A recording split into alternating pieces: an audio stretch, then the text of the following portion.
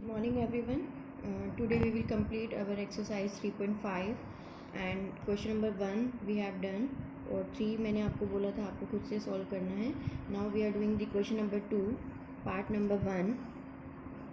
In question number 2 these two equations are given. A minus b into x plus a minus b into y is equal to 3a plus b minus 2. See a and b are unknowns और x और y के जो coefficients हैं second equation में वो given नहीं है, मतलब कांस्टेंट आर्बिट्रेरी कांस्टेंट दे दिए हैं कोई. तो हमें ए और बी की वैल्यू फाइंड करनी है. Such that this is your question. We have to find the values of a and b for which given system of equations have an infinite number of solution. तो given system का जो solution है वो infinite होने चाहिए. ये system हमें given है. तो क्या करेंगे, first of all we will write the given equations in standard form. Ax plus by plus c1 is equal to 0 and a minus b into x plus a minus b into y minus, or you can write minus 3a minus b plus 2 is equal to 0. जब आप इसको इस side लेके आएंगे तो plus c1 होता है, तो इसकी c जो कांस्टेंट है c उसकी वैल्यू ये हो जाएगी.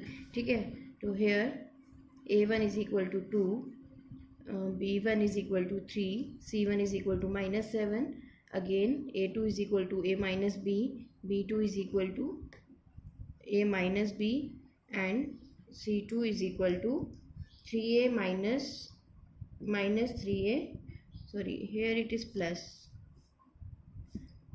minus 3a minus b plus 2. ठीक है, तो now a1 upon a2 is equal to 2 upon a minus b, b1 upon b2 is equal to 3 upon a plus b and c1 upon c2 is equal to -7 upon minus 3a minus b plus 2. और after taking minus common you can write it as 7 upon 3a plus b minus 2. ठीक है, तो now for infinite solution के लिए क्या relation होता है हमारे पास रेशियोज़ का. We have for infinite solutions we have a1 upon a2 is equal to b1 upon b2 and this is equal to c1 upon c2. तो therefore 2 upon a minus b is equal to 3 upon a plus b is equal to 7 upon 3a plus b minus 2. तो अब क्या करेंगे, ये तीन ratios आ गए हैं, तो एक बार हम इन दोनों रेशियोज़ को इक्वल लेके एक इक्वेशन बना लेंगे ए और बी में, और एक बार इन दोनों को लेके बना लेंगे. ठीक है, आप इन दोनों को लेके भी बना सकते हो, कोई भी दो इक्वेशन बनानी है. 3 रेशियोज़ आर गिवन, तो by taking at a time any 2 of them you can make 2 equations. तो फर्स्ट ऑफ ऑल इन दोनों को ले लेते हैं. तो 2 upon a minus b is equal to 3 upon a plus b. ठीक है, तो यहाँ से जब आप क्रॉस मल्टीप्लाई करेंगे तो you will get 2a plus 2b is equal to 3a minus 3b. Again you will get, इन दोनों को इस साइड ले आते हैं, तो 3a minus 2a will become a and minus 3b and minus 2b will become minus 5b is equal to 0. ठीक है, एंड सेकेंड रेशियो ले लेते हैं. 3 upon a plus b is equal to 7 upon 3a plus b minus 2. Again after cross multiplication you will get 9a plus 3b minus 6 is equal to 7a plus 7b. तो इसको इस side लेके आएंगे तो 9a minus 7a 2a, 3b minus 7b minus 4b and is equal to 6 को उस side लेके जाएंगे तो plus is equal to 6. Again 2 common लेंगे यहाँ से, तो इक्वेशन क्या बन जाएगी, a minus 2b is equal to 3. तो we have 2 equation number 1 and equation number 2. तो अब ये एक तरीके से लीनियर इक्वेशन का ही पेयर बन गया. ठीक है, जिसमें a और b अननोन्स हैं, x और y की जगह क्या है, a और b अननोन्स हैं. तो you can find the values of a and b by using any of the 3 method. आप क्रॉस मल्टीप्लिकेशन से भी कर सकते हैं, सब्स्टिट्यूशन से भी, एलिमिनेशन से भी, आप किसी से भी कर सकते हैं. तो सपोज इनको हम सब्ट्रैक्ट कर लेते हैं. On subtracting equation 2 from 1. ठीक है, तो क्या आएगा, a minus 5b is equal to 0 and a minus 2b is equal to 3. ठीक है, तो यहाँ पर देखो a के कोफिशिएंट सेम है, तो माइनस प्लस, तो हम यहाँ पे कौन सा मेथड लगा रहे हैं, एलिमिनेशन मेथड लगा रहे हैं. a will cancel out, minus 5b plus 2b minus 3b is equal to minus 3, so your b is 1. ठीक है, तो b की वैल्यू पुट करेंगे तो from equation 1 a minus 5 into 1, 5 is equal to 0, this implies a is equal to 5.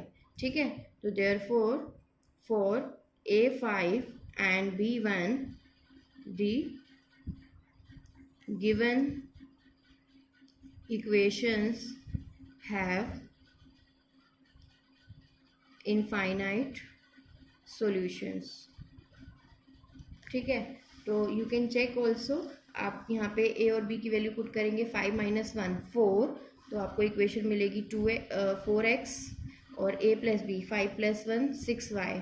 ठीक है, और 15 plus 1 16 minus 2 14. ठीक है, और ऊपर इक्वेशन है 2x plus 3y is equal to 7.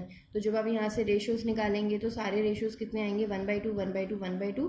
तो तीनों रेशियोज इक्वल होते हैं तो इनफाइनाइट सॉल्यूशन होते हैं. तो इस तरीके से आप अपना आंसर भी एग्जाम में क्रॉस चेक कर सकते हैं, वेरीफाई कर सकते हैं कि आपका जो आंसर आया है वो ठीक आया है या गलत आया है. Now same question part number 2.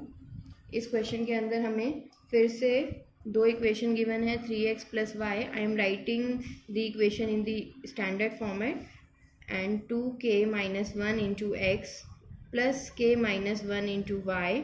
और जब इसको इस साइड लेके आएंगे तो you can write it as minus 2k minus 1 is equal to 0. ठीक है, तो ये दो इक्वेशन हमें गिवन है and we have to find the value of k for which the following pair of linear equations have no solution. no solution होना चाहिए. ठीक है, तो हम क्या करेंगे, here a1 is equal to 3, b1 is equal to 1, c1 is equal to minus 1, a2 is equal to 2k minus 1, b2 is equal to k minus 1 and c2 is equal to minus 2k minus 1.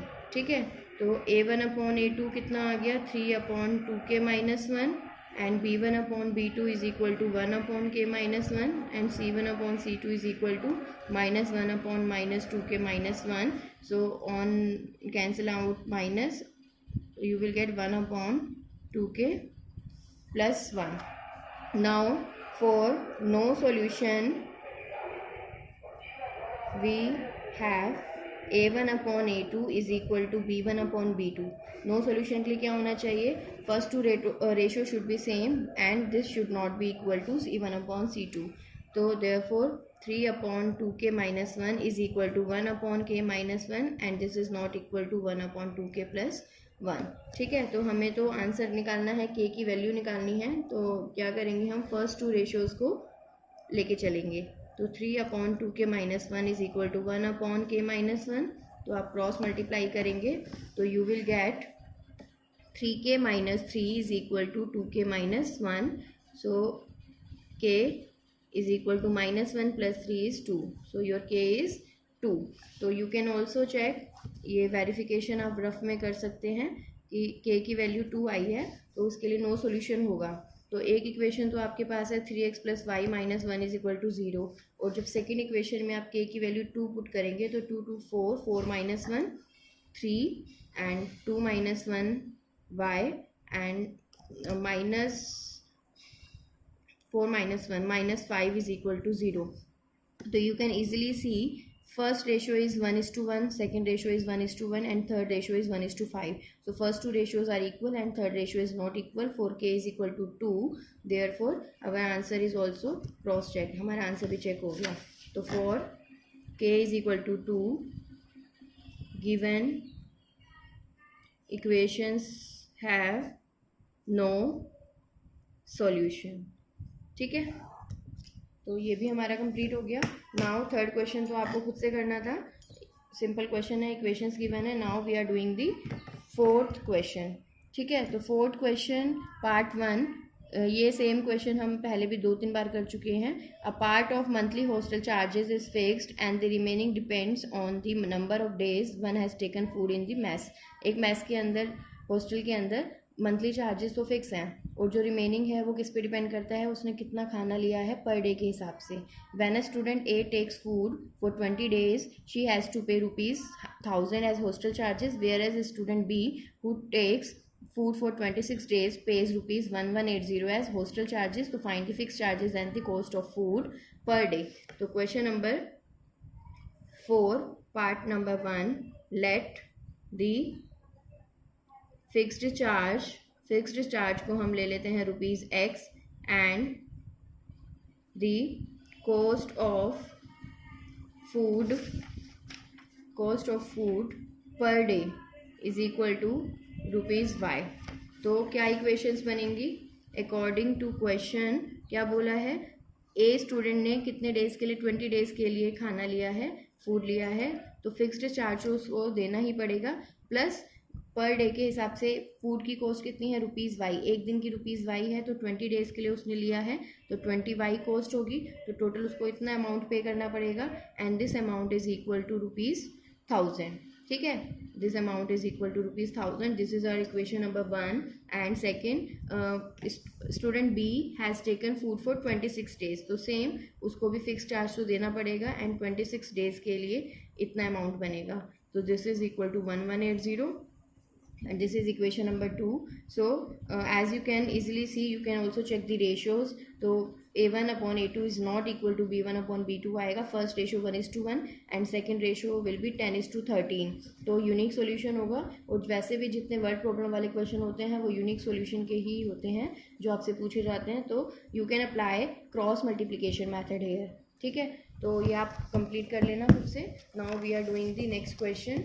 Next question is a fraction becomes 1/3 when 1 is subtracted from the numerator and it becomes 1/4 when 8 is added to its denominator. Find the fraction. तो ये question भी हम पहले कर चुके हैं 2-3 बार, तो ये आपको खुद से करना है. एक बार न्यूमरेटर डिनोमिनेटर को x और y ले लो तो फ्रैक्शन हो जाएगा x/y.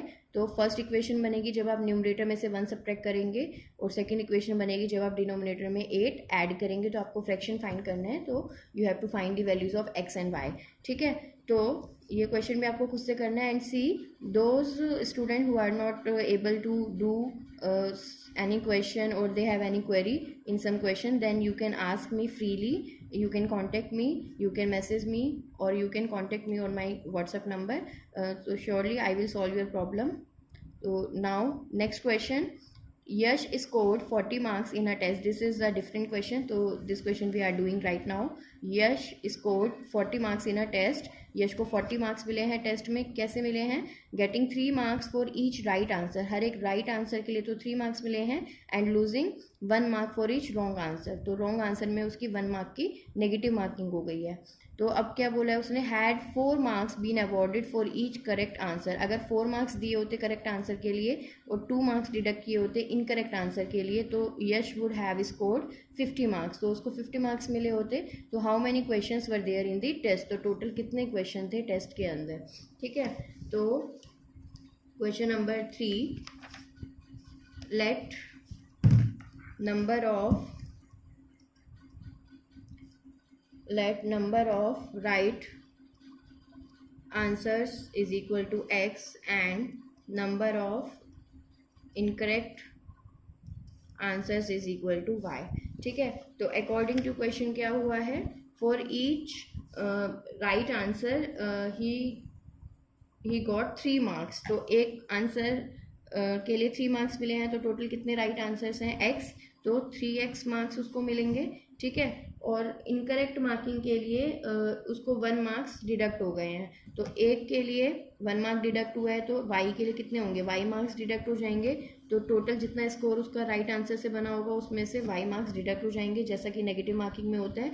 तो and after totalling of these marks he has scored 40 marks. तो उसको 40 मार्क्स मिले हैं. ठीक है, नाउ सेकेंड में क्या बोला है उसने, अगर 4 मार्क्स मिले होते करेक्ट आंसर के लिए, तो एक आंसर के लिए 4 मार्क्स, तो राइट आंसर्स कितने हैं x, तो x के लिए कितने मिलेंगे 4x. और इनकरेक्ट के लिए 2 मार्क्स डिडक्ट होते, तो एक के लिए 2 मार्क्स डिडक्ट हो रहे हैं तो y के लिए कितने होंगे 2y मार्क्स डिडक्ट हो जाएंगे. तो he would have scored 50 marks. तो उसको 50 मार्क्स मिले होते. And this is equation number 2. और तो you have to find the number of questions in the test, तो number of right answers and number of incorrect answers, तो इनको solve करके एक्स और वाई की वैल्यू आ जाएगी। तो इस क्वेश्चन में लिखा भी नहीं हुआ है कि आपको कौन सा मेथड यूज़ करना है, आप रीड करेंगे क्वेश्चन नंबर 4 तो उसमें लिखा है you can use any algebraic method, तो आप तीनों में से कोई भी मेथड अप्लाई करके इन इक्वेशंस को सॉल्व कर सकते हैं, but I advise you to solve this equations by using cross multiplication method so that आपकी प्रैक्टिस अच्छे से हो जाए। ठीक है, नाउ